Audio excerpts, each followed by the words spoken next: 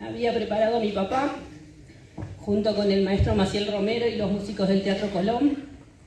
Y en ese hermoso concierto, que estaba lleno de gente, la gente en la puerta, también cantó nuestro querido Miguel Lambaré González, que se nos fue de gira el día viernes.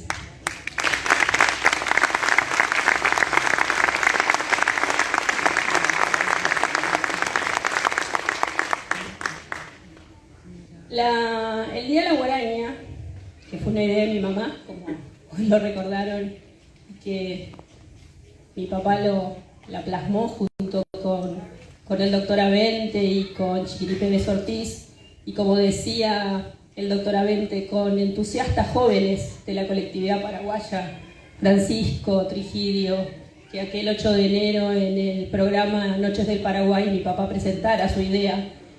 Y la comunidad paraguaya, todos los residentes en la República Argentina se sumaron a esta idea.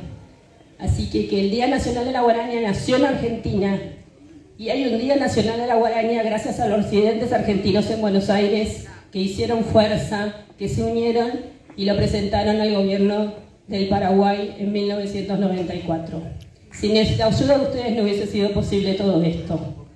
Ahora tenemos otro sueño, que es el próximo, que la guaraña sea declarada Patrimonio Inmaterial de la Humanidad ante la UNESCO y próximamente festejar todos juntos los 100 años de la guaraña en el 2025.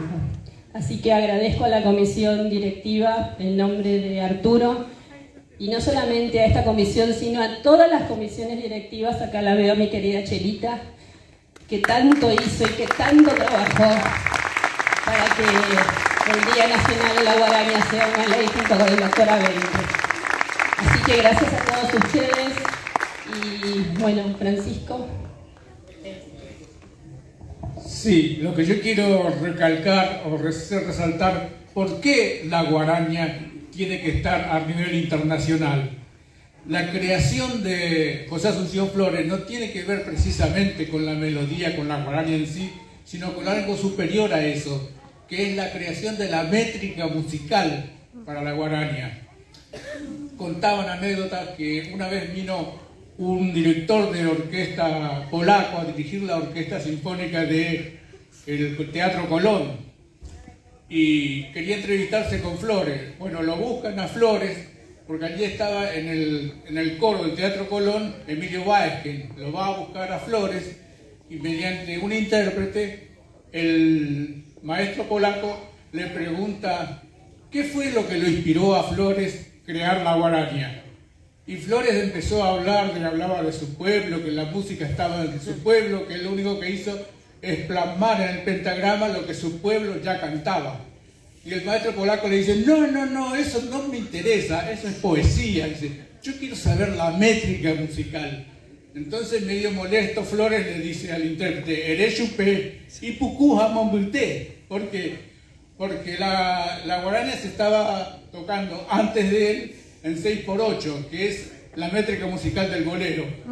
Y lo que hace Flores es lo divide a 3x4, que es la actual métrica musical de la guaraña. Lo que hizo Flores es darle una herramienta al mundo, porque esa métrica musical es algo que se puede aplicar cualquiera, puede crear guaraña, cualquier persona que escriba y estudia música.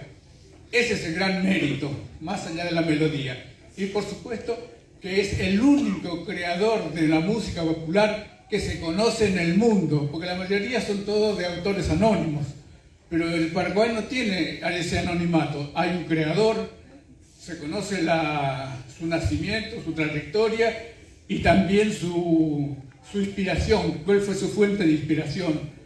Eso era una de las cosas que quería resaltar. También recordando al maestro Oscar Mendoza, quería decirle que Guaranían necesitaba en ese momento un distintivo, un logo. Una de las cosas que yo en ese momento preparé 3 modelos de logo. Uno es el que está ahí. Y cuando se lo presenté a Oscar Mendoza, me dijo, le digo, yo sí lo quiero dar a otra persona para que lo dibuje mejor, porque yo no soy dibujante, yo soy dibujante técnico, no soy dibujante artístico. Y él me dijo, no, no, de ninguna manera, así va a quedar y así quedó. Y de ahí en más, ese fue el logo que nos representa Guaraña. ¿Cuál es el significado de eso? Bueno, la India basada en la Guaraña India. Y por supuesto la selva y los meridianos que se ven arriba es por el enfoque al mundo de la Guaraña. Ese es el significado de ese logo. ¡Bravo! Eso quería recordar.